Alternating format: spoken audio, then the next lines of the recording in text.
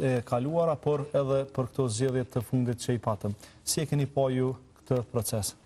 Po paka shumë kjo ana juridike, ana ligjore, u tha edhe për gëzimit edhe për të tjerve, domethënë përveç këtyre dy problemeve kruciale që janë të papaqshme, edhe që njëkohësisht dyra ekzekutive është më ushtrues detyre.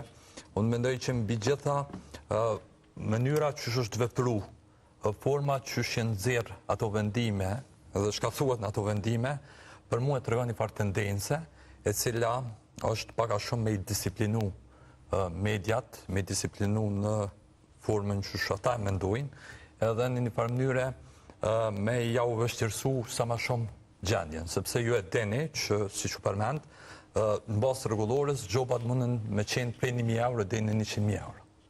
Tash kanë zgjedhur me jap gjoba ka 3-4.000 euro. Shpesh shohim gjoba që japen me djumëve ndryshme, me vlera të ndryshme, pavarësisht që mundën me qenë për çështjen e njëjtë, gjë që është gjithashtu një farë lloj selektiviteti. Po mbi gjitha, arsyet pse japen edhe forma që janë jap janë problematike. Tazom, na kemi pas rastin kur për shkak të marketingut apo sponsorëve që janë përdur, kemi marrë, si më thon, dënim, ndërkohë që jemi përgjigj në rastet e caktuara. Ka ndodhur tazom në 2 prej emisioneve në Presenk edhe në Frontal, na ka ardhur vendimi, kemi kthy përgjigje, ndërkohë ju kemi thënë që prej datës 2 qershor nuk do të ketë asnjë reklam. Domthon, janë 2 vendime që kanë ardhur me 2 qershor 2026, edhe nuk ka pas reklam prej asaj dite. Mas ne jenë marrë me disa emisione të tjera. Domthon, 2 ditë masi që ju kemi kthy përgjigje, janë marrë me një emision të mesditës, Kosova Live, që s'është emision politik fare, është emision më shumë i karakterit argëtues. Pastaj, kur edhe kjo është largu, 2 ditë më vonë janë merë me një emision tjetër, me Euron të shtatë, që ka karakter krejt tjetër edhe është i konceptuar pak a shumë që edhe mi promovu bizneset vendore, mi promovu përgjithësi tregtinë dhe gjërat e tjera që lidhen me këto. Ajo që është shqetësuese ndër të tjera janë interpretimet cilat i kanë jap edhe sa i përket debatit qendror. Në këtë rast tazon presingut. Aty janë marrë me një deklarat të një të ftuari. Ju duhet me pas parasysh se emisionet që transmetohen live, aty mundet me pas deklarata që janë edhe problematike. Po tash, mënyra që KPM-ja e interpreton atë rast, duke përdor fraza të tipit bie në sy, mendoj që midis të tjera tregon edhe jo profesionalizëm.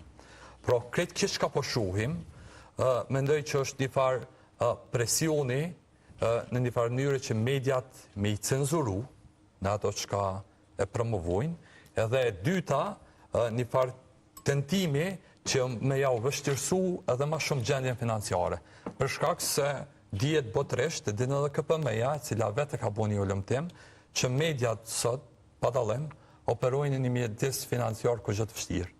Dhe e din gjithashtu që mediat, normalisht që burimin financiar kryesor e kanë prej sponsorizimit të bizneseve. Tash nëse kjo është rruga e vetme dhe ti po shkon me gjoba të llojeve të ndryshme, edhe qëllimin final e ki ndëshkimin, e jo në një farë mënyre përmirësimin, atër qëllimi është i qartë, është luftë ndaj mediave, dhe nëse kjo është luftë ndaj mediave, mendoj që nëse kanë këtë qëllim, tentimi është dish me kanë ma drejt për drejt. Jepja gjobat ka 100.000 euro, të lejan rregulloria, edhe për mshelim krejt mediat, edhe kur i mshelim krejt mediat të shohim tani çka kanë me bu KPM-ja. S'kan kujt të shqiptojnë gjoba, më thënë. S'kan kujt shqiptojnë, le të merren ndoshta me radio. Po domethënë, kjo formë e tillë me këqyr me cenzuru, më jap karaktere të ndryshme debateve që mbahen, sepse në një prej debateve gjithashtu kanë thonë që janë përgjedh fotografitë të tubimeve, janë përgjedh në mënyrë selektive, se tazom një partije vetëvendosës në këtë rast ju pas ka përgjedh një foto ku duket Albini të përdit, një video ku duket Albini të përdit, e një partije tjetër ju kanë nxjerrë vetëm do fat të kushije të bimi. Çka është kjo? Mbi çfarë baze ti bën interpretim të tillë? Kush jetë me ditë që qysh u bë përgjedhja? Ju e dini që as partitë politike të njëjtë atku, as gjatë fushatës, as gjatë aktivitetit përditshëm, nuk i nxjerrin materialet në kohë të njëjtë. Dhe ne, nëse fillojmë emisionin në ora 20, operojmë me ato materialet të cilat i zotrojmë. Për ma tepër, nëse nuk jem duke zgjatë, është një dimenzion tjetër që shpesh merren me faktin që veçanërisht atë fushatave zgjedhore, që nuk është jap hapësira e barabartë për të gjitha subjektet.